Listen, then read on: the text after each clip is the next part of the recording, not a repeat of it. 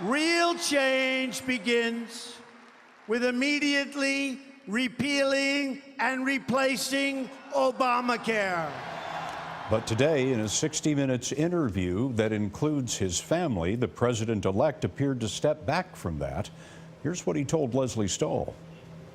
Let me ask you about Obamacare, which you say you're going to repeal and replace. When you replace it, are you going to make sure that people with preconditions are still covered? Yes, because it happens to be one of the strongest assets. You're going to keep that? Also, with the children living with their parents for an extended period, you're going to keep very that? much try and keep that. Adds cost, but it's very much something we're going to try and keep. And there's going to be a period, if you repeal it and before you replace it, when millions of people could lose. We're going to do it simultaneously. It'll be just fine. That's what I do. I do a good job. You know, I mean, I know how to do this stuff. We're going to repeal it and replace it. Breaking news. House Republicans just unveiling their bill, what they say will be the repeal and replacement of Obamacare. After 7 years of promising to repeal and replace, they've got a bunch of details out there. They've got something. Among other things, they would do away with the so-called individual mandate.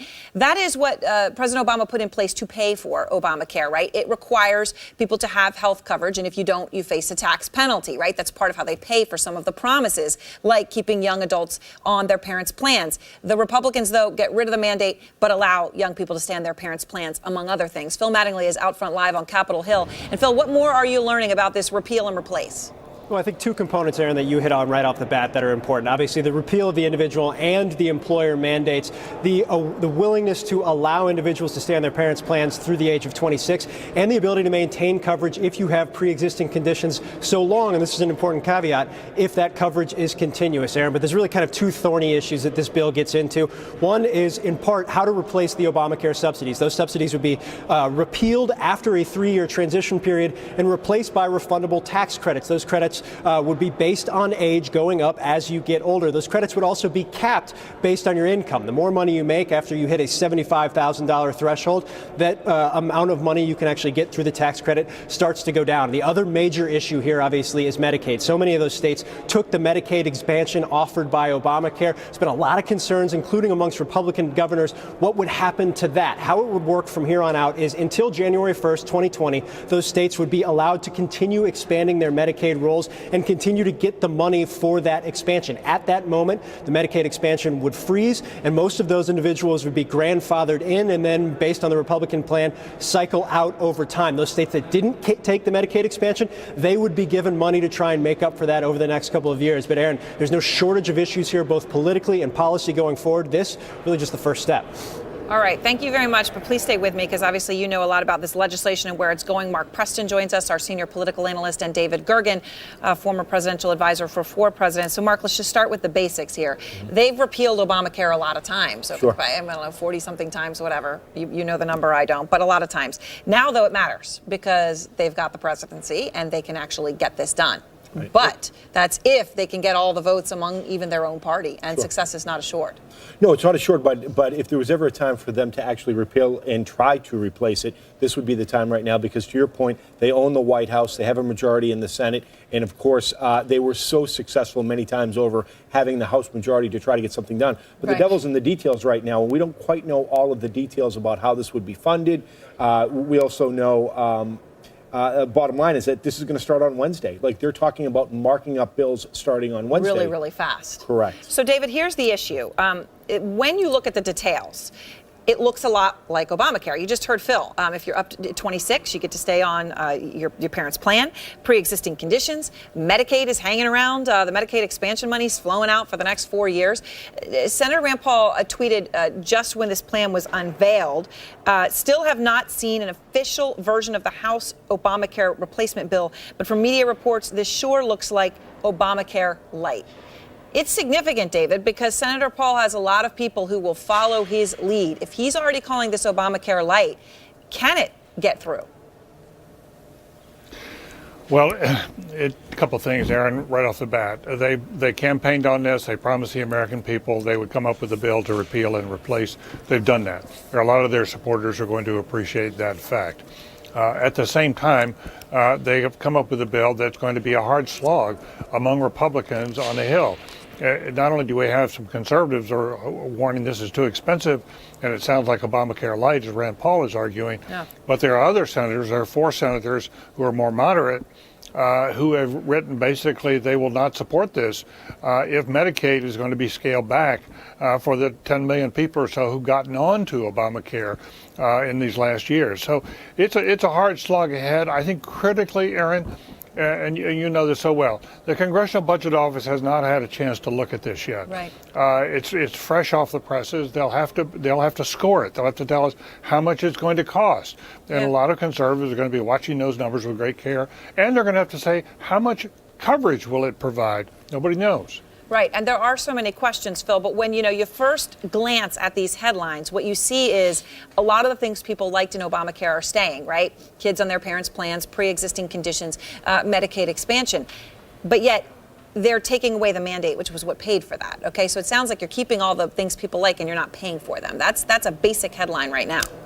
Yeah, and look, by design, they want all the things that people liked about Obamacare to be in the headlines right now, Aaron, no question about it. But look, I think David hits on a key point here. How many people are covered? How much does it cost? And I can tell you from sources that were working on this over the last couple of weeks, the Congressional Budget Office, which is going to give us answers to that, though they haven't finalized those answers yet, have delivered just a straight series of bad news to Republicans as they've worked through this process. Millions who would be falling off of insurance rolls based on this plan. The cost in general, which would frustrate a lot of conservatives, certainly moving upwards. Now, we've seen a lot of tweaks just over the course of the last 72 hours in how this plan actually ended up, but there's no escaping the fact that when it comes to the Republican, the way they view this, the prism they view this through, it's through access to care, not covering everybody, despite what the president himself said a couple of months ago. And with that in mind, Democrats have a political issue to attack on repeatedly in the weeks and months ahead. It's something we're going to hear about constantly. Republicans have to figure out a way to sell their idea that access to better care is what this bill provides, and that is better than the current kind of state of play, Aaron. Although, of course, we always had access to care. It was called the emergency room, and it was the most expensive possible care you could have. Mark? Right, yeah, no doubt about that.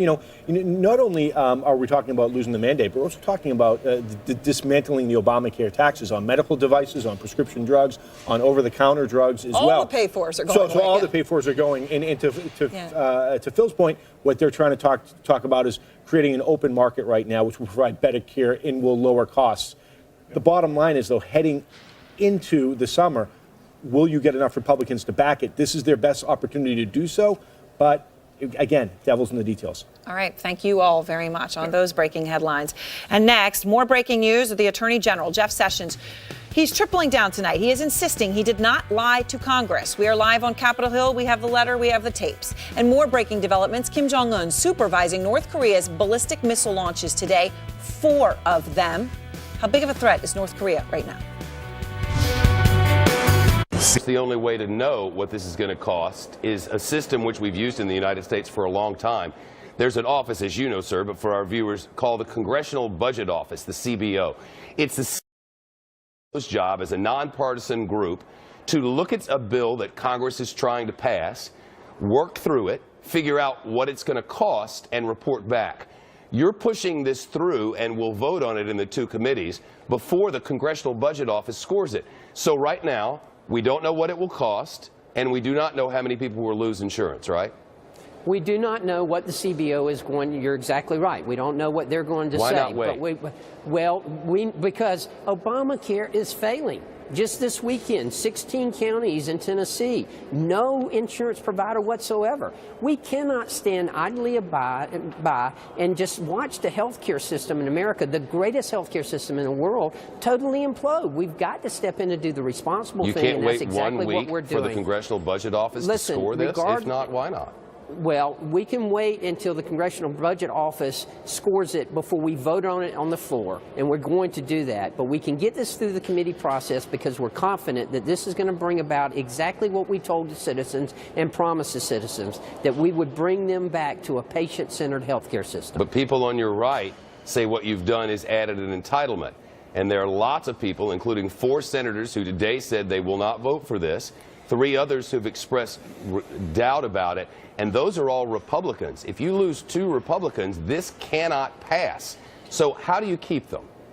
Well, we understand the math of it. Look, Obamacare added 20 million people to the insurance rolls.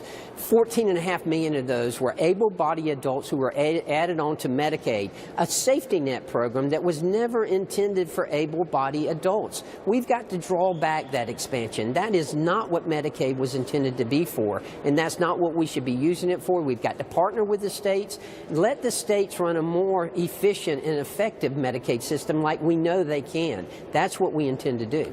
There was a penalty under Obamacare for not having insurance. That was the way that they said we make this fair for everybody. You've eliminated that penalty under Trumpcare, but you replaced it with a new thing. And that is, if a family, for instance, has insurance, but times are tough, they got to make car payments, kid needs braces, whatever it is, and your insurance lapses for 2 months, then the insurance company can charge you 30% more than you were paying before. And the critics will say, instead of a mandate, you're putting the cost off on those whose insurance lapsed. Look, we all understand that insurance is not something that you just buy when you need it. It's something that you need to have and that you have continuously. There were people out there gaming the system. When they didn't need the insurance, they didn't pay for it. When they needed it, then all of a sudden they wanted it back and they wanted to be able to pay for it at the same price. Well, that's gaming the system. We have to be responsible, and I am confident in the American people that they will understand what it means to be responsible and to keep their insurance, even through the good times and the bad times. The Freedom Caucus is about to have a news conference. Largely their questions are about money going out, because though you say the talking points, the old talking points that have worked throughout campaign after campaign, you won a couple of houses, you won midterms on this same thing, but that was at a time when you didn't have to do the replace part. And these Freedom Caucus members say, okay, but we're not going to keep giving the taxpayers money to people out there as an entitlement. New entitlements don't fly with them. What can you do to bring them in and unite people around this? Well, I think once that they recognize that this is all part of a plan, we have been clear and concise and united in our conference that we need to have a stable transition period. And that's what we're trying to do, is to have a stable transition period. We're making sure that we don't pull the rug out from underneath anyone. We are bringing Medicaid, and we're reining the Medicaid expansion back in. Exactly what they want us to do, what they propose to do. We are doing that through this plan. Yes, it's going to take a little while. This didn't happen overnight. It's not going to change overnight. Governors of a number of states have complained that tens of millions of people, well, 10 million people, I should say, 10 million people got added coverage because of Medicaid expansion. They're very concerned that those people won't be protected. We don't know how many people will lose insurance as a result of this bill. When will we know? Well, first of all, what will happen? But when will we know? When will we know? Will we know before the bill is passed into law or after the bill is passed into law how many people will lose insurance and who they are? What we will know is what the CBO predicts will happen. And you know, the CBO is not always correct. What will happen is when we create a market-based healthcare system again, when we get people in charge of their healthcare, when we have competition in our healthcare, when we have the ability to go out and to access healthcare and affordable healthcare, then we'll know that we've got people who will be covered. Representative Buddy Carter, who's live with us of the state of Georgia. Sir,